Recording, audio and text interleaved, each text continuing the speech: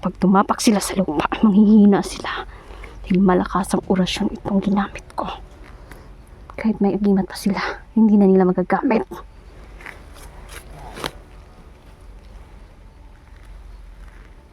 Sige. Subukan nilang tumapak sa lupa. Naluya bay. Mataga ko dali ah. Naawag sa tabay. Ah. Ah.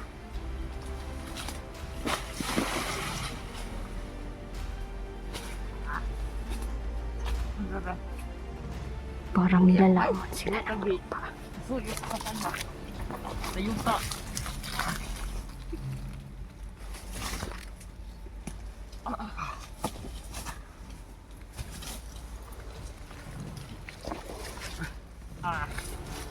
Bukan na ang sakalawan, bay.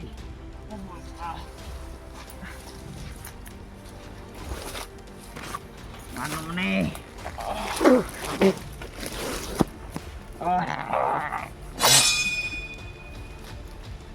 Patay ng bubuang.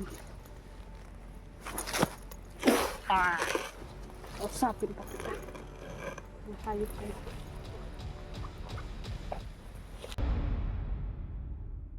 Saan ang commander ninyo?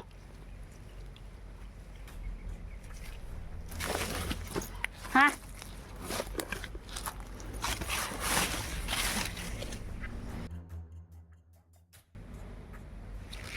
Ngayon, magsalita ka. Isa ba kayo sa grupo na namigay ng baril sa mga bata? Oo. Kami ang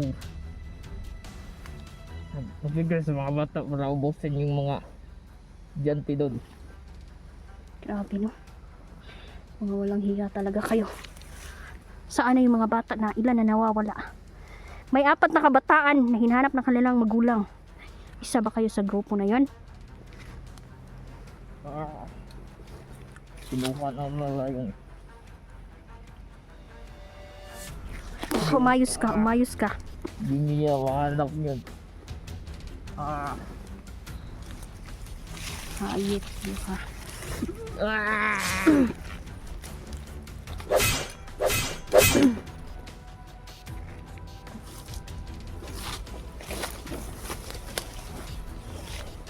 Happy no?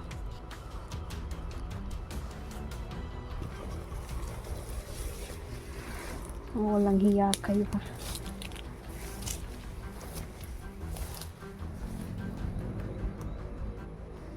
Grabe.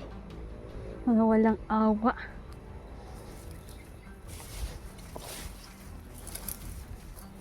Kumpirmado, may mga grupo na, no? Na nangingidnap ng mga bata. At pinapakawalan ng nila kapag na-hypnotize na o kumpleto na ang kanilang paglinlang sa mga kabataan. Delikado.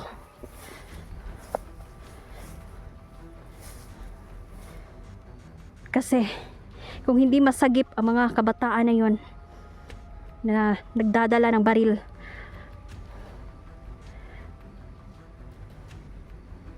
para sundin ang kanilang utos na mamaril sila sa mga tao. Kailangan nating makita yon, yung mga grupo na yon. Kasi kung hindi,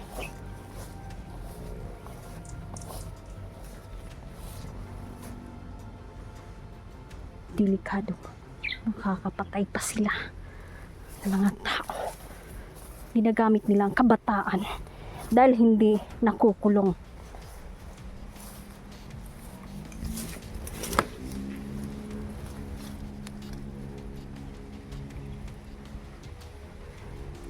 Mga hayop talaga.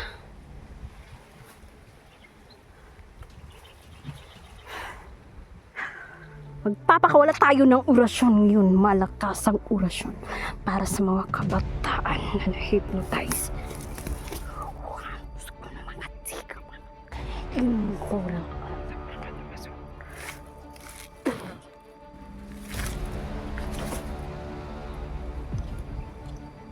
kapag maramdaman nila ang aking orasyon. Mawawala ng bisa ang mga hipnotismo sa kanilang mga utak at babalik sila sa kanilang katinuan. Mga kaibigan, kausapin natin ang kaibigan natin. Malaking tulong sila para mapabilis at matulungan ang mga biktima.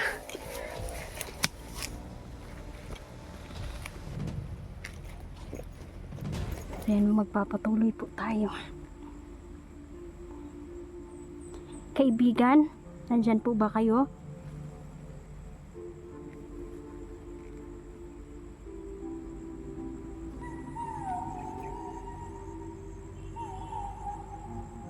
Salamat po kaibigan, ako po'y mag-iingat.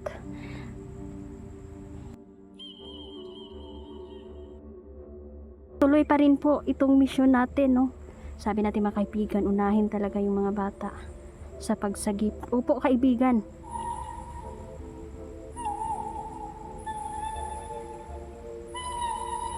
Yan po talaga yung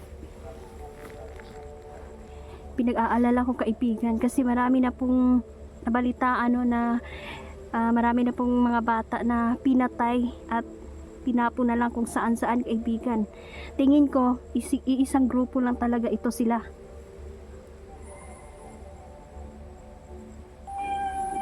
Opo. Mga walang awa daw talaga mga grupong ito.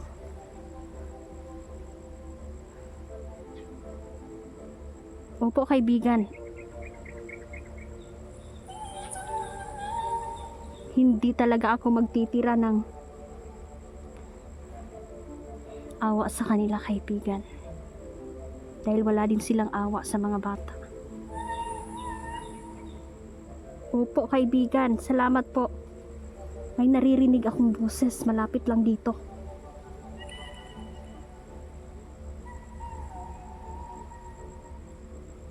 Sabi ni kaibigan na sinusubukan ng mga kalaban ang abilidad na pangmalakasang tagulilong.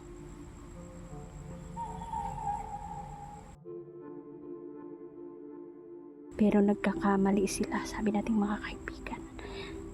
Dahil hindi talaga nila kaya na hindi namin sila makikita. Dahil malakas ang ating gabay at ating mga kaibigan.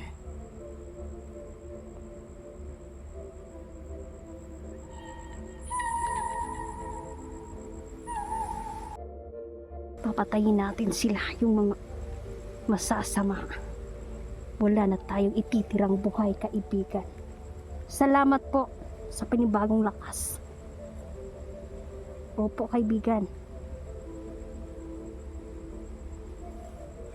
Yung ilan na mga kabataan hindi daw na-hypnotize, pero kadalasan sabi natin mga kaibigan na marami talagang na-hypnotize, no?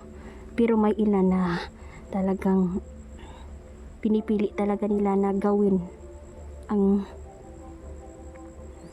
kusang loob nilang ginagawa talaga na maghasik ng lagim. Kasi mga kabataan na ito, lumalakas ang kanilang loob. Dahil protektado sila ng batas. Hindi naman makukulong ang mga bata na pumapatay ng kapwa bata. Kaya monitor po tayo sa mga kabataan ninyo dyan. Huwag kayong magkumpiyansa dahil marami na pong masasamang loob. Nakakalungkot kasi ang dami na pong mga krimen na nangyayari talaga ngayon.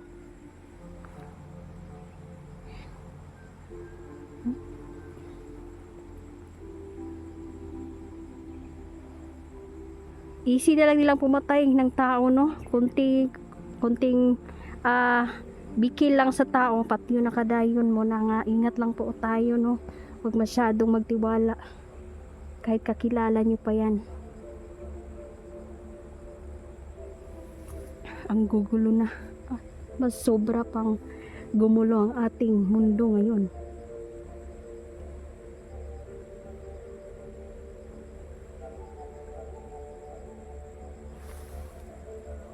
Tama talaga yung sinabi ni Robin, no? Senator Robin Padilla na talagang panagutin talaga ang mga kabataan na gumagawa ng krimen.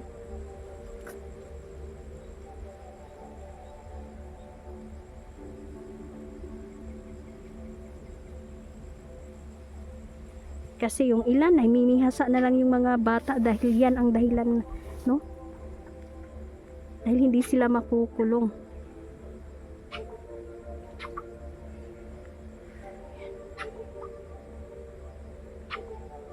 Sasabihin nila, bata pa naman sila, hindi sila makukulong. Dahil sa bahay pag-asa lang naman sila dadalhin. Kaya gumagawa talaga, mas lumalakas talaga yung loob ng mga kabataan. Patuloy tayo.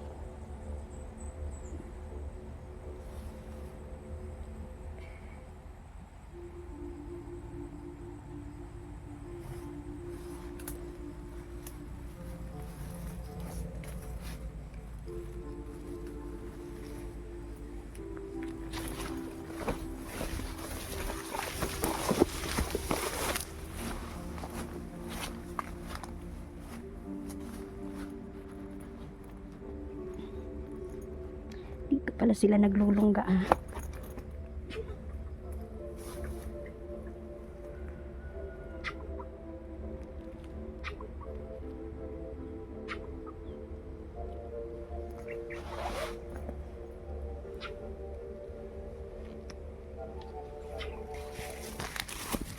Ay, narinig ko. Boses dito.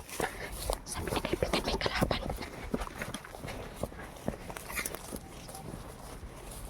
Bawat kalaban, putulan natin sila ng leeg para di na sila mabuhay.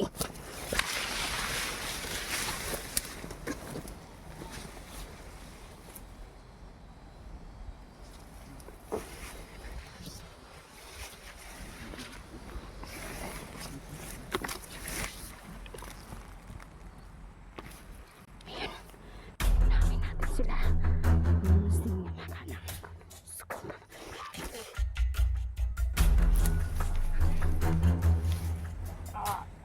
Mamamatay kayo, mga hayop!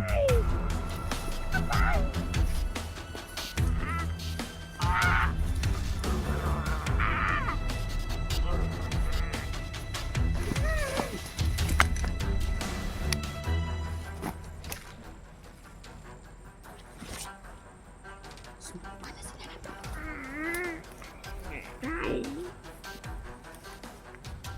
Hindi sa inyo.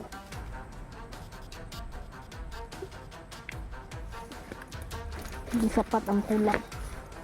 Dapat mahiwalay ang inyong mga liig sa inyong katawan.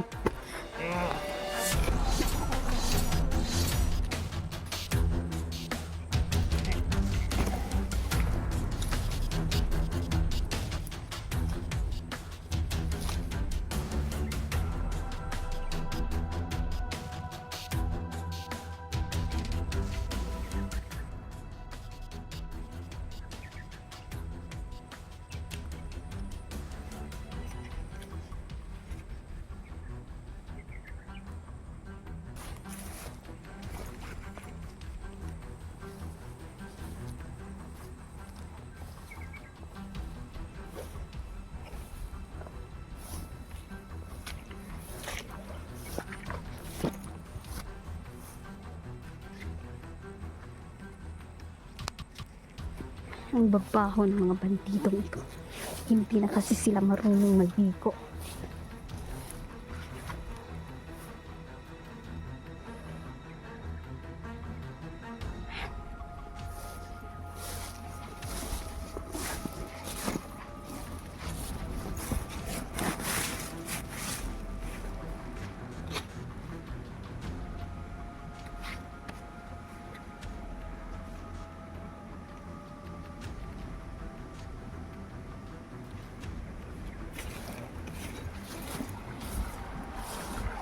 Yan, malapit ng umulan.